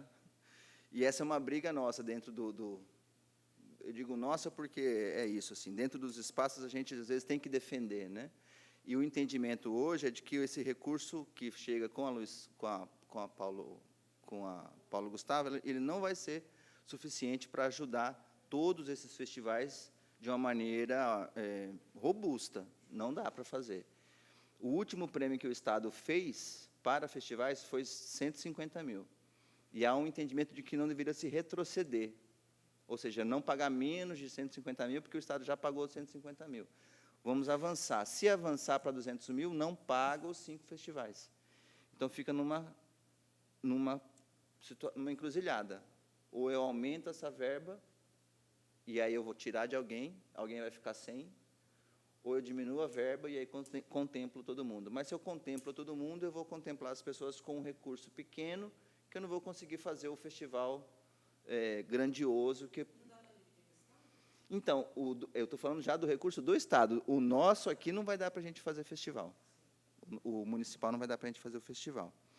Então, o que eu quero traçar para vocês aqui, nesse cenário que eu estou levantando, é de que existe um audiovisual cuiabano e matogrossense pulsante, crescendo, atuante, e que, se não em sua totalidade, mas em boa parte dele, é um audiovisual de combate, engajado, preocupado com o estado de Mato Grosso, com Cuiabá, a forma como ele aparece, como nós podemos melhorar essas representações que nós fazemos, e o que, de fato, eu acho que é uma parte da... Não sei se quais de vocês tiveram essa possibilidade, né? Mas, no entendimento, por exemplo, da primeira lei do Estado, que é a Hermes de Abreu, há um entendimento de que a gente precisava valorizar a cultura cuiabana e mato-grossense nessas representações que se faziam desses produtos bancados pela Hermes de Abreu. E por que isso não aconteceu, então? Dos 6 filmes bancados pela Hermes de Abreu, apenas um foi feito por pessoa negra. E por que isso não aconteceu, de fato? Então, a gente precisava, dentro dessas discussões, entender o que é a cultura cuiabana, de fato, o que é mato-grossense, de fato. Então, quando a gente fala de cultura cuiabana, de que nós estamos falando, de fato? Nós estamos falando da cultura da população ribeirinha? Nós estamos falando da população indígena? Bom, se nós estamos falando dessa cultura, siriri, cururu, rasqueado, lambadão, nós estamos falando da cultura de populações negras. Então, assim, não tem como a gente falar de cultura cuiabana e não falar de marcadores raciais dessa população. Então, quando a gente fala que a Hermes de Abreu não funcionou, ela não funcionou porque ela não balizou através de políticas afirmativas. Olha, isso aqui é que a gente está precisando de incluir, é isso aqui que a gente precisa de inclusão. Então, o audiovisual mato-grossense, hoje, ele está pronto para fazer isso, para trabalhar essa inclusão. Mas a gente precisa do apoio das entidades, precisa que os editais eles venham a direcionar nesse sentido. Então, a Bruna vai apresentar depois o artigo, o 17, né, Bruna?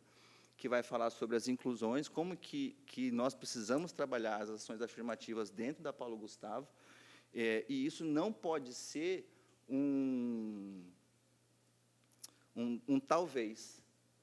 Isso não pode ser um talvez. As ações afirmativas nesses editais da Paulo Gustavo e nos editais da Aldir Blanc II, elas precisam ser uma certeza. O que o Estado fez nos últimos editais foi dar 4 pontos em 100 para uma pessoa autodeclarada negra. 4 pontos em 100. Isso não dá absolutamente nada. Nem professor passa você de ano por 4 décimos. Professor, precisa de 4 décimos. Reprovou, meu querido. 4 décimos não é nada.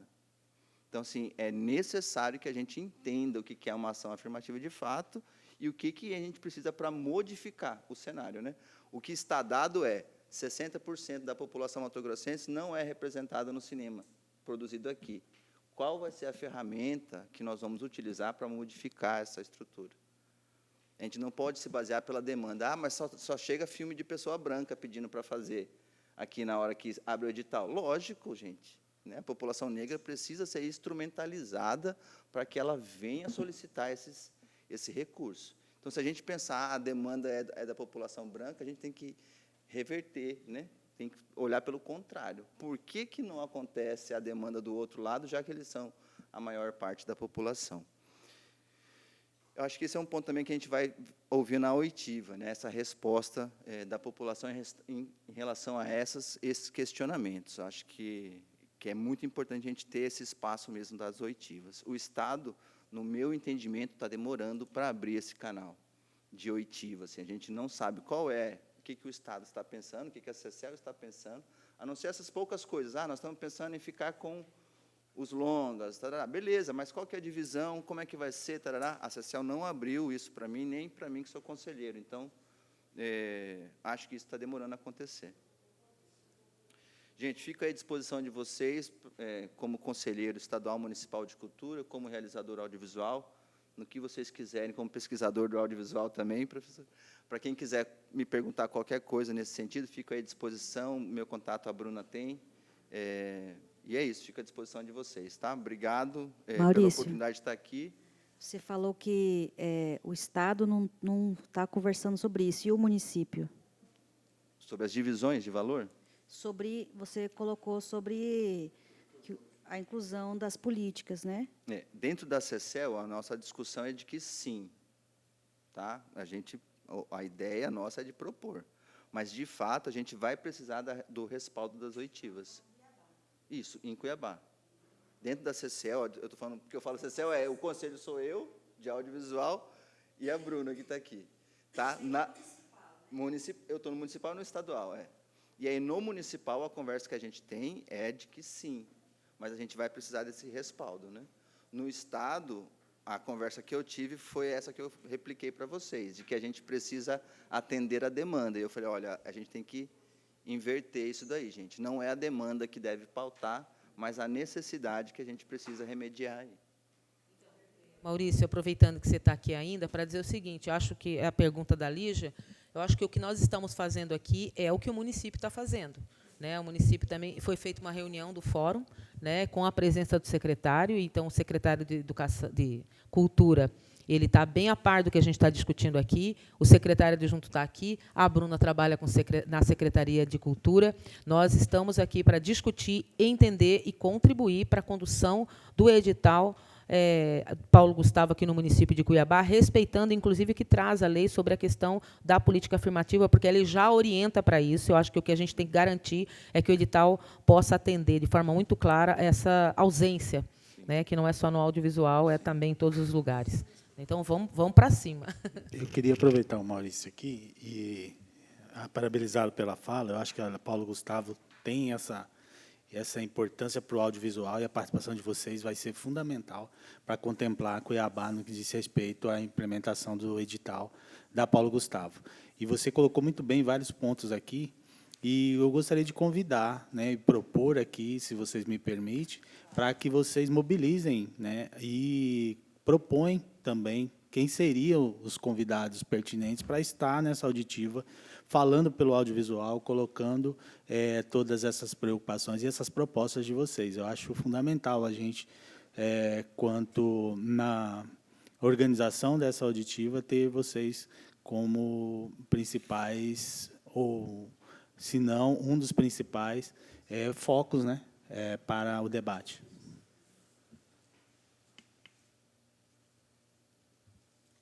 Sim. Bruna, você ainda vai usar o tempo para a apresentação?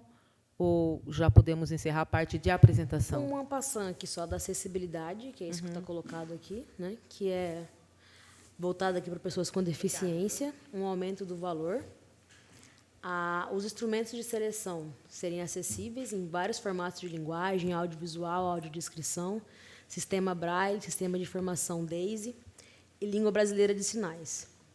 As propostas serem entregues em vários pontos. Então, eu acho que, de novo, talvez a Câmara tenha um papel, né, de ser um receptáculo desse espaço, a gente pensar na formulação, na construção de outros espaços para além da Secretaria, para esse recebimento. Né. Eu não sei como é que funciona aqui a questão das prefeituras, né, das outras, para poder estar sendo esse espaço de receber as propostas. As ações afirmativas em si, né, a ideia de protagonismo, né, e participação. Então, ontem a gente teve uma fala com o pessoal do MINC que foi muito bacana para pensar também os editais para os pareceristas que a gente vai realizar, né? Que dentro dos editais de pareceristas também tem a presença, né, de pessoas negras, de mulheres, de LGBTs, para avaliar esses projetos, para escolher esses projetos, né? Que a gente vai sair, né, de uma ideia de quem está avaliando poder barrar isso e ter uma outra conversa sobre essas possibilidades. E aí, nas oitivas, é que a gente vai ter a forma, né? Então, participação e protagonismo. Eu acho que a gente tem algumas experiências louváveis assim, nesse aspecto, que é de fazer pessoas vulnerabilizadas narrarem assim. Né? Eu advogo muito nesse aspecto, assim, que o nosso edital tem que pensar nisso, então a gente abre um edital para que mulheres produzam filmes sobre mulheres, para que pessoas negras produzam filmes sobre pessoas negras, essa conversa. E nas oitivas é que a gente vai ter essa lógica, assim, né? Sim, claro. Ok, pode ficar até mais. Inicialmente, é um prazer. Meu nome é Felipe. Taba, Lígia, todos vocês aqui presentes. Primeiramente, me desculpe pelos minutos de atraso. Segundo, muito legal, já é a nossa segunda reunião de comissão que nós temos uma reunião tão rica. Parabéns, presidente. Mais do que trazer informações para nós, vereadores, vocês também estão trazendo o debate e informações para a sociedade. E, desde já, eu quero reafirmar aqui a minha confiança na condução dessa comissão. Eu, infelizmente, hoje, fui pego pela desorganização da minha própria agenda. Enquanto estamos aqui, tem uns assessores vocês imaginam, né? E eu peço perdão, vou, neste momento, ter que me ausentar. Já pedi para a minha assessoria, eles estão acompanhando a transmissão e conte comigo também, presidente. Estou aqui para colaborar nessa construção e, com licença. Obrigada, Felipe. Muito obrigada. A gente vai ter muito tempo ainda para conversar e construir o que a gente está começando aqui, tá bom? Valeu.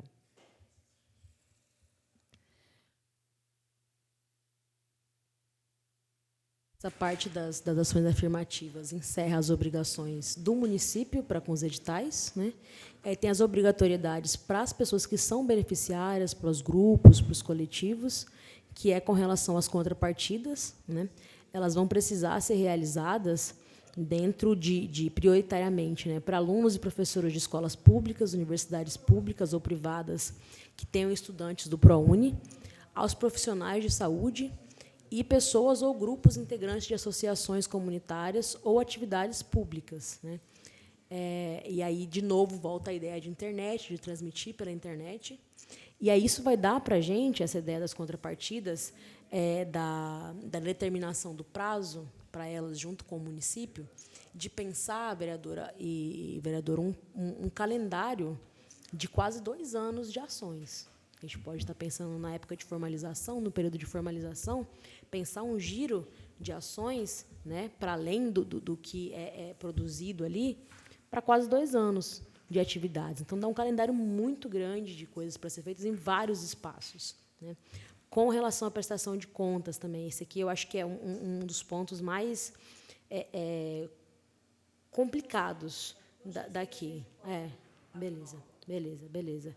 Que é a Paulo Gustavo trazendo outras formas de prestações de contas, né? Que aí é visitação em loco, relatório de execução, que vai mudar totalmente a lógica.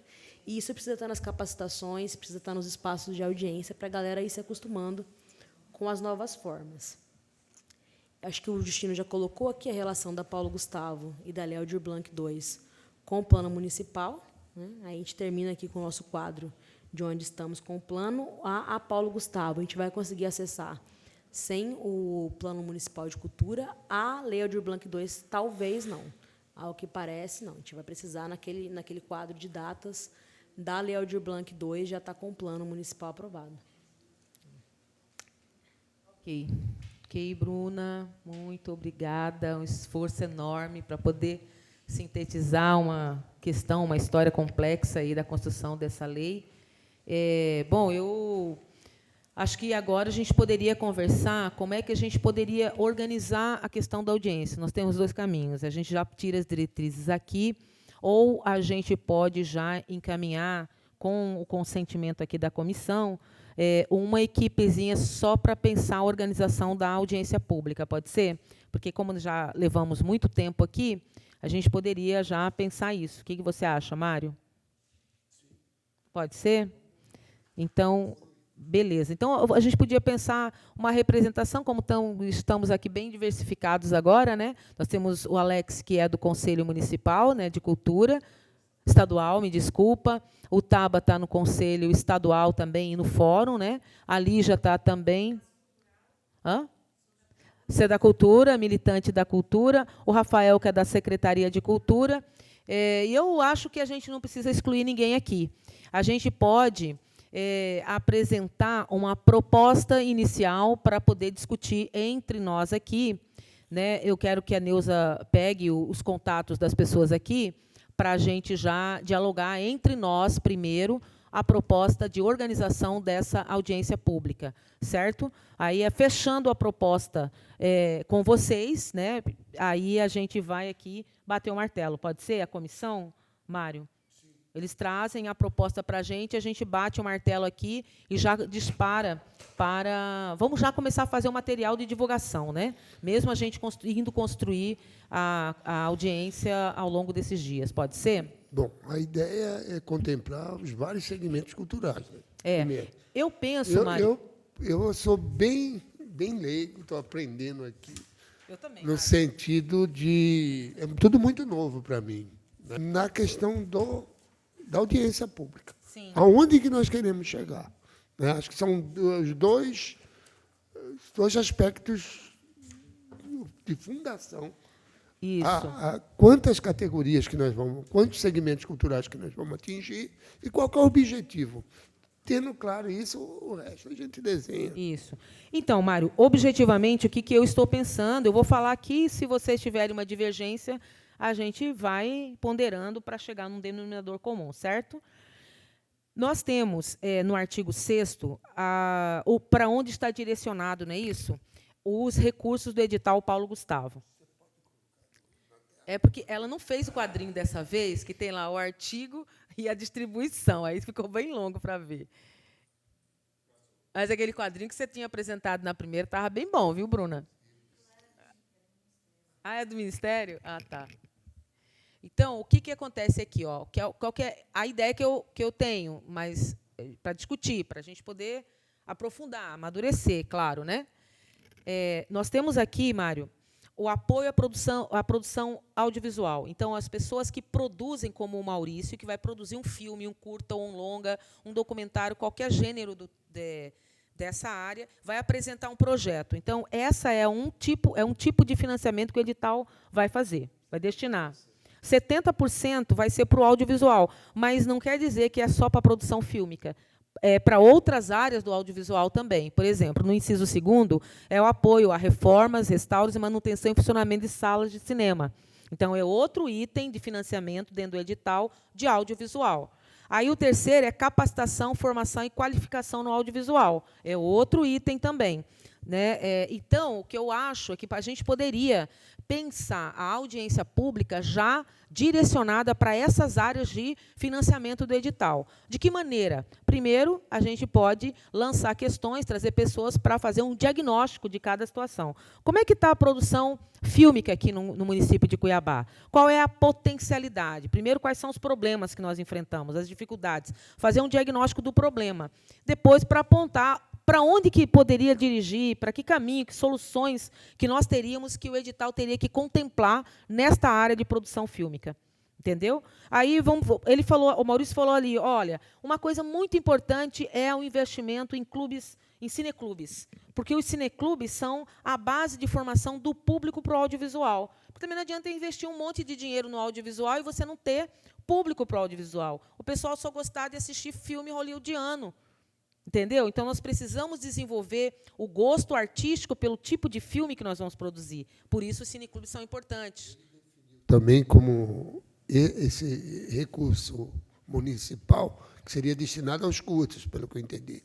Né? Do Estado, contemplaria os longa. Isso. Sim. Isso. Também por conta do recurso, valor, né? Então, o que eu estou pensando, porque inicialmente a gente ficou pensando assim, vamos fazer por área, por segmento. Eu acho que não dá para fazer por segmento se a discussão é da lei. Né? Então, eu acho que tem que fazer por linhas de financiamento da lei, fazer um diagnóstico, e aí a gente apontar o que esse setor quer e espera do edital, porque a gente vai recolhendo, vai fazendo uma oitiva mesmo, vai recolhendo material para a gente ir conversando depois. Né?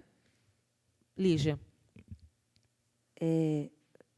Eu concordo, vereadora, com a sua proposta, Eu só acho que a gente podia, que eu achei que foi muito importante a fala do Maurício sobre a questão das ações afirmativas. Sim. Né? A gente poderia inserir nessa primeira oitiva essa perspectiva do que é essa ação afirmativa, né? E por que ela é importante. Sim. Né? Essa fala destinada à ação afirmativa. E aí a minha outra sugestão é que essa seja a primeira oitiva de muitas, Sim. né? Que a gente possa, inclusive, descentralizar, né, essa audiência pública para outros espaços que não seja só o centro, né? Com certeza. Que vá para a periferia, que a gente possa pensar aí, né, Bruna? DJ Taba, Alex, que a gente possa pensar aí também essa descentralização, porque não é todo mundo que vem ao centro, né? Ontem, na nossa reunião do Fórum Estadual, né, com o Ministério, falou-se muito das comunidades tradicionais e também uma coisa que eu achei muito interessante foi os editais gravados, né? Uma proposta escrita mais por áudio, né? Então, assim, a Paulo Gustavo ela tem várias ferramentas que a gente pode utilizar para agregar essas ações afirmativas.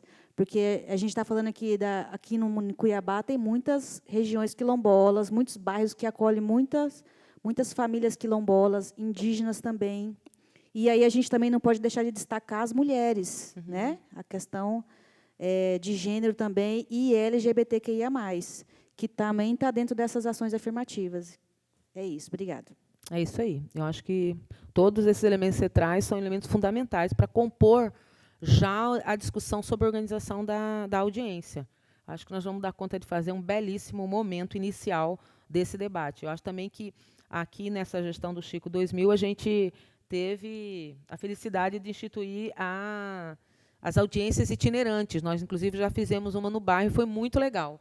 Eu acho que a gente pode, inclusive, pensar em também recolher dessa primeira audiência os indicativos de audiências itinerantes, em comunidades tradicionais, não apenas nos bairros mais do entorno do centro da cidade, mas poderíamos pensar em comunidades tradicionais, população ribeirinha, realmente descentralizar mesmo a atividade da audiência. E aí fazer um cronograma, né, de audiências até a gente conseguir fechar todo esse processo. Acho que aí fica... Eu quero aqui apenas dizer que esta comissão ela é uma ferramenta para vocês que atuam no campo da cultura, para a Secretaria de Cultura e para que o Legislativo possa ser, de fato, o que ele tem a prerrogativa de ser. A escuta da população, um instrumento de participação efetivo da população na construção de políticas públicas. E o nosso interesse é que o edital Paulo Gustavo ele sirva como um instrumento que catapulte a nossa capacidade de produzir políticas públicas, o que significa que não é a política do governante de plantão, mas é a política pública em que as pessoas que fazem essa realidade, que constroem essa realidade, participem efetivamente, Mário, para que o dia que a gente não estiver aqui, nós somos passageiros, mas a política permaneça garantida pela participação das pessoas. Eu acho que é isso, vamos organizar, então, essa comissão, que já fica instituída aqui, as pessoas presentes como parte dessa comissão, para a organização da próxima audiência, da primeira audiência pública da Lei Paulo Gustavo, e aí,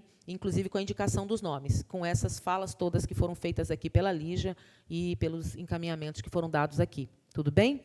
Já pode, Neuza, dialogar com ele sobre imediatamente a próxima reunião para poder organizar isso e a gente não ficar atrasados.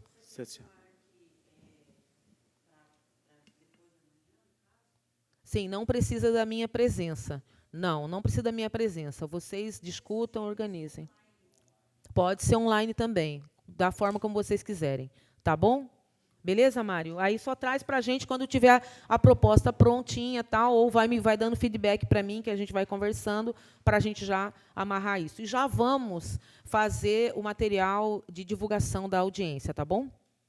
Vereadora, se me permite, Sim, eu só queria agradecer pelo espaço, pelo empenho que a senhora, o vereador Mário, tem dado a essa pauta. Acho que para a cultura de Cuiabá isso é muito importante, tem feito a diferença.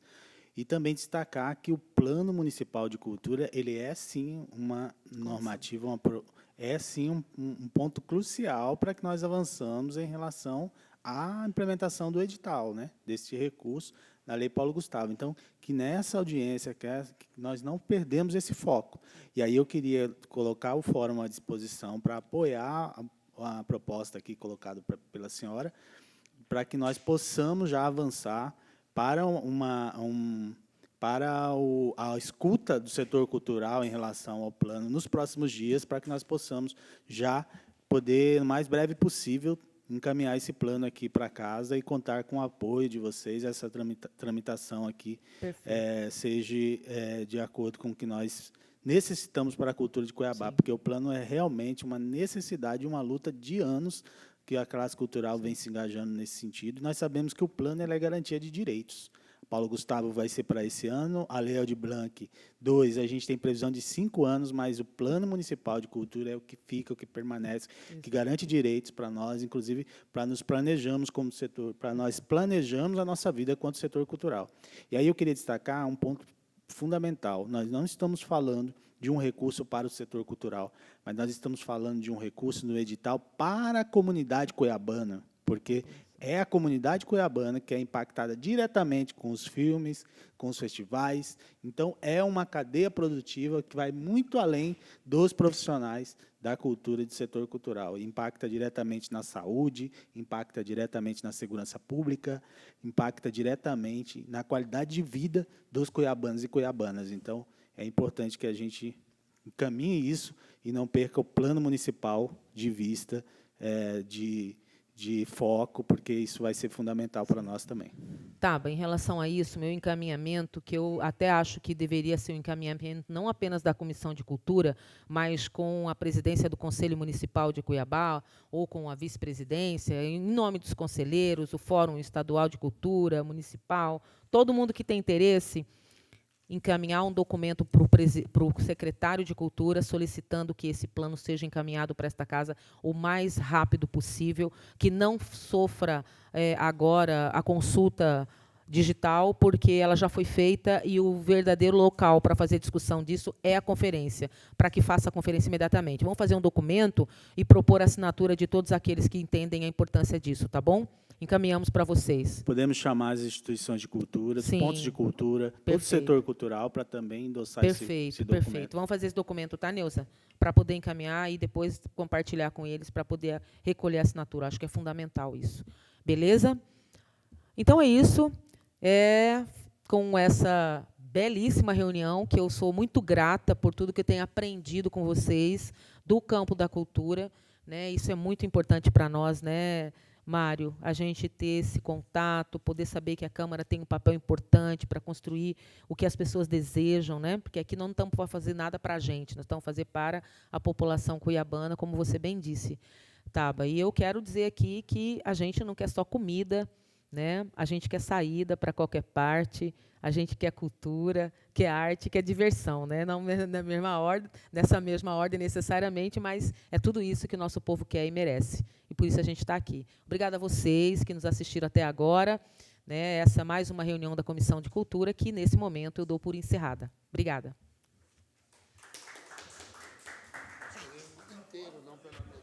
Obrigada por participar. Foi muito importante tê-los conosco. Até a próxima. Tchau, tchau.